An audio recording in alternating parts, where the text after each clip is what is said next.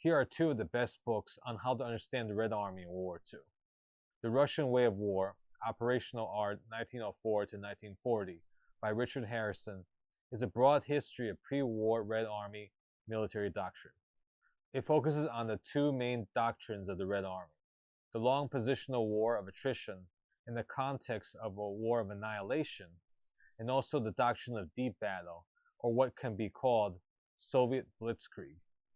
The second book, Soviet Military Operational Art in Pursuit of Deep Battle by David M. Glantz, takes on the practical execution of deep battle operations in World War II and how they evolved to more and more extreme forms of offensive combat power. To start, I believe that a nation's military is a reflection of conditions in the nation itself, its politics, its economics, and its society. Culture and geography all play huge roles in shaping a nation's way of war. Soviet military doctrine is still relevant today, as it is still influencing armies of Eastern Europe. The current conflict in Ukraine have both sides schooled in the Russian way of war. Professional soldiers of Asia, Middle East, and Africa have become trained in Soviet and Russian military academies, and eventually held senior positions in their home countries. So understanding Russian doctrine in World War II is helpful more generally in understanding modern world conflict.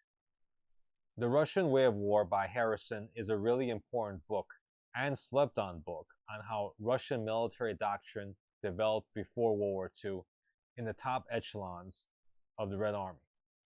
It answers the underlying question why the Russian way of war is so different and so unusual compared to the West. This book integrates politics, economics, and society. How the Russo-Japanese War, World War I, and the Russian Civil War created the Red Army's doctrine. This book shows why the Red Army of workers and peasants had a strong bias towards mass. How the doctrinal development of Russian deep battle, or the Soviet blitzkrieg, came about. What the Russian war of attrition and long war position actually is, and why Russia generates so much combat power in the second half of World War II, yet still suffers such heavy casualties, and why they were so feared in the Cold War. You will understand the impact of the purges prior to World War II and the eventual rebirth of the Red Army as a powerful offensive force from the ashes of defeat in 1941. Soviet Military Operational Art in Pursuit of Deep Battle by Glantz is a great complement and expansion to the Russian way of war. It's more advanced and should be read after that. This is one of David M. Glantz's most important books, yet it's also slept on. It's about the Russian approach to war, which is uniquely focused on the operations of a larger scale than the West, and is centrally controlled, top-down, bureaucracy, as opposed to the more tactical, bombs-up approach of their enemies, the German army, in World War II. Soviet Military Operational Art in Pursuit of Deep Battle provides the organizational schematics of Soviet offensive and defensive operations at the operational level, mainly at the level of fronts, which are groups of armies, and individual armies before World War II, during World War II, and after World War II. You will learn how the Russians used combined arms warfare and different tactical units, and how they changed from period to period. Most importantly, you can see how they changed so much between each year in World War II. It's incredibly dense and detailed, lots of diagrams and schematics. You will get a history and explanation of what Soviet military science is and how to think in the Soviet military, which is very different from the West. The importance of this book is that it allows you to study the Eastern Front battles with a much higher level of understanding of the Red Army. The Red Army was born out of the Soviet Union, which was a rapidly developing country with a profoundly authoritarian and feudal past. This tyranny commanded a large mass of semi-literate workers and peasants. The country was very ethnically diverse and large, and there was traditionally always morale problems in the army. During the Russian Civil War, millions of conscripted peasants just deserted from the Red Army. To counter this after the Russian Civil War, Marxist ideology infiltrated the army and controlled it from within like a police state. Russia had remarkably advanced military ideas and built a lot of advanced military equipment, but the practical execution of their combat doctrine was problematic due to the mixed development of the country, its ethnic complexity, and some areas of backwardness, and also the incompetence of Soviet bureaucracy and red tape. But binding everything together was the savage energy of the Soviets, who had a bias toward action. Russian experiences in the first half of the 20th century, first in the Russo-Japanese War of 1905, World War I, and the Russian Civil War, created fertile ground for military reform. They found that the largest country in the world was very easy to invade and outflank due to borders that were thousands of kilometers long. So the revolutionary socialist movement placed their faith in creating doctrines of mass mobilization, maneuver warfare or deep battle, and positional war. The Soviets also developed a massive focus on the strategic and operational level of war. They see the strategic position as paramount, and they take it very seriously. To achieve superior strategic position, they consider economic, political, and social factors along with the military. As for the military position goals, they see the operational level war as being the main tool to bring upon strategic success.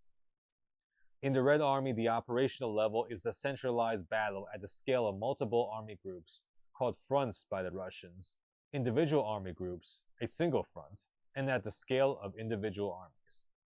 This is very important to understand, as you can see that they don't really respect the tactical as much as the operational. The Russians believe that as long as you optimize operational level combat power, having some tactical deficiencies is acceptable.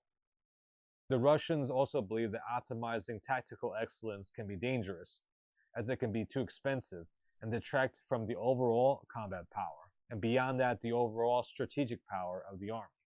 So we have a Russian army that doesn't care so much about high casualties as long as it leads to strategic victory. They go for what is tactically economical for the developing country conditions and don't try to develop the highest quality army in the world. This is why they have emphasis on accumulating as many troops as possible, even at the expense of quality. They are focused on optimizing the sum total of military power and not at the level of individual units.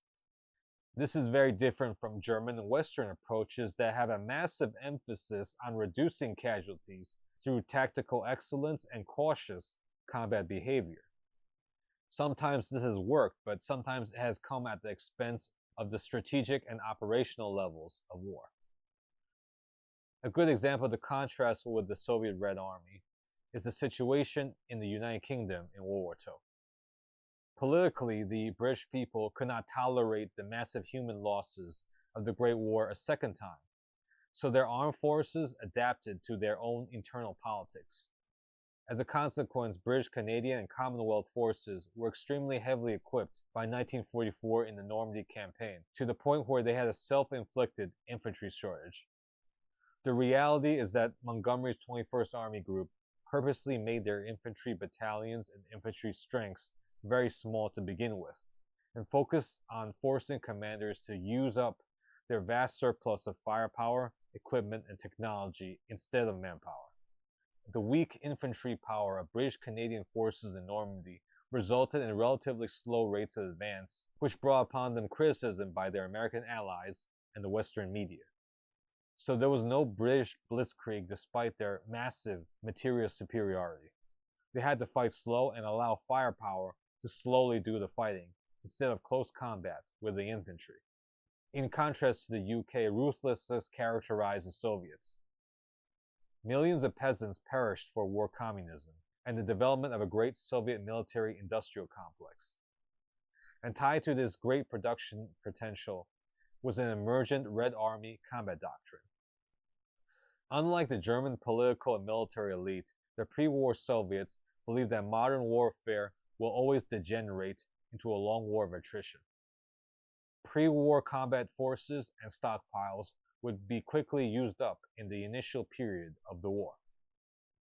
The military doctrine of the Red Army was split into two camps among its generals and staff officers. One side was offensive and the other side was defensive. The defensive-minded analysts of the Red Army had their leader, the General Staff Professor Alexander Svechin.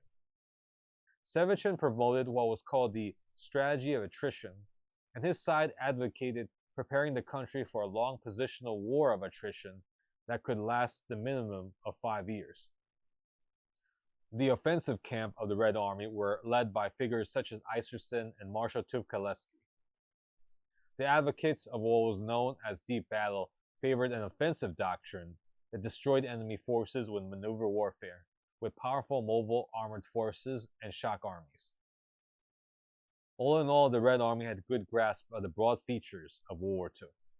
The future war would be a war of annihilation, and feature both a long positional war of attrition and deep operations to drive the Axis forces out of occupied Europe. The Red Army would have to constantly attack as a form of defense due to the massive geography, and rely on the sacrifices of Russia's peasant rear.